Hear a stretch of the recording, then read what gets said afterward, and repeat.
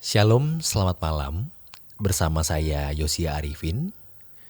Renungan pada malam hari ini dari Pendeta Dr. Erastus Sabdono yang berjudul Cara Memandang Masalah. Hidup ini bisa kita pandang dan kita jalani secara rumit dan kompleks, tapi juga bisa kita pandang secara sederhana.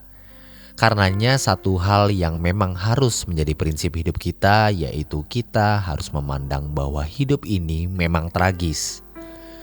Bagaimanapun di dunia tidak bisa membuat kita bahagia, lengkap dan utuh. Kita hidup di dunia yang sudah jatuh. Ibarat produk, ini produk yang gagal atau produk yang rusak. Bukan karena Tuhan tidak mampu membuat hidup ini menjadi lengkap, sempurna atau utuh, melainkan dosa manusia dan pemberontakannya adalah kepada Allah yang membuat hidup ini menjadi tragis. Sehingga, pertama, kita selalu menghadapi problem. Yang kedua, makin hari makin tua dan ada sakit penyakit. Yang ketiga, kematian. Realitas ini kalau sudah kita bisa terima dengan lapang, paling tidak 50% dari kerumitan kompleksitas hidup kita sudah tertanggulangi. Jangan mimpi hidup tanpa masalah. Sebab kalau kita berharap hidup ini tanpa masalah, maka ketika tiba-tiba ada masalah, jiwa kita pasti terguncang. Damai sejahtera kita pun hilang. Tetapi kalau kita sudah menerima realitas bahwa hidup ini memang pasti ada masalah, maka ketika kita menghadapi masalah, kita bisa tenang dan kita percaya pada firman Tuhan bahwa Tuhan tidak pernah meninggalkan kita. Persoalan yang kita hadapi pasti bisa kita tanggulangi walaupun memerlukan waktu. Dan persoalan ini tidak akan melampaui kekuatan kita, serta pasti selesai pada waktunya. Jadi jangan berpikir bodoh, kanak-kanak dan tidak dewasa. Waktu masalah datang menghampiri, jangan terguncang, tetapi terimalah dan ingat bahwa masalah hidup itu membuat kita menjadi dewasa.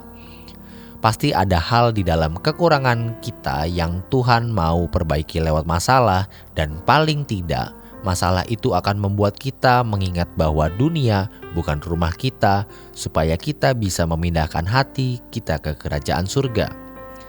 Sebaliknya, jika kita khawatir dan takut, masalah itu akan menenggelamkan hidup kita. Dan sejatinya kita tidak menghormati Tuhan, meremehkan dan melecehkan Tuhan. Sebab, pertama, Dia berjanji setia menyertai kita. Kedua, pencobaan tidak melampaui kekuatan kita. Ketiga, pasti semua selesai pada waktunya.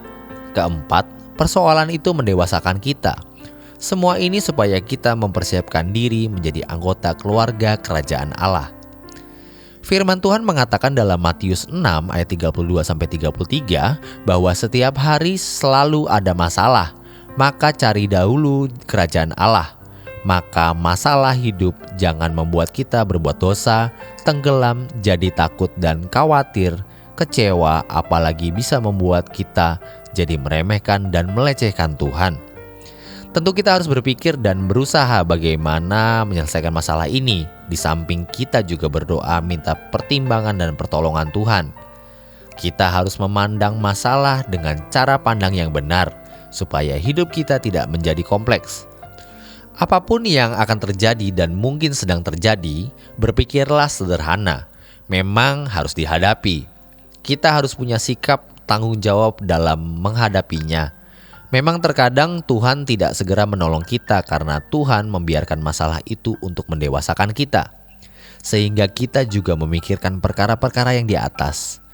Tuhan pasti menolong pada waktunya, sesuai jadwalnya.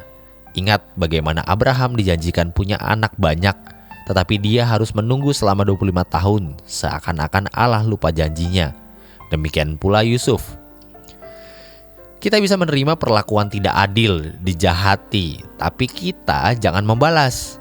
Justru Tuhan mau kita dewasa dengan belajar mengampuni, rendah hati dan berdiam. Tuhan akan ubahkan semua yang menimpa kita itu agar menjadi berkat untuk kita. Daging kita berkata kalau kita diam terus, dia tambah kurang ajar. Jadi pertahanan yang baik itu menyerang. Tapi itu filosofi dunia. Sebagai anak Tuhan, pertahanan yang baik adalah diam. Karena dengan kita diam, Allah akan bertindak. Hanya kita perlu sabar menunggu waktu dan cara pertolongan Tuhan. Jangan berpikir melewatinya dengan mudah. Kita sering terengah-engah seperti berjalan di tebing atau di tepi jurang. Namun Tuhan membiarkan. Mengerikan memang, tapi kita harus terus jalan terus. Mari kita berjalan dengan Tuhan dalam kesederhanaan, karena kita dipersiapkan untuk memasuki langit baru, bumi baru. Jangan mengeluh, karena itu berarti kita meremehkan dan melecehkan Tuhan seakan-akan Tuhan tidak menyertai. Ketika kita khawatir, takut, cemas, itu membuat kita tidak bisa memuliakan Tuhan. Buktikan Allah itu hidup. Suatu saat kita akan melihat kemuliaan Allah. Tapi kita harus hidup suci, tidak bercacat dan tidak bercela. Roh Kudus akan menolong kita. Hiduplah dalam kemerdekaan, aku bisa melewatinya. Demikian renungan pada malam hari ini. Selamat beristirahat, Tuhan Yesus memberkati.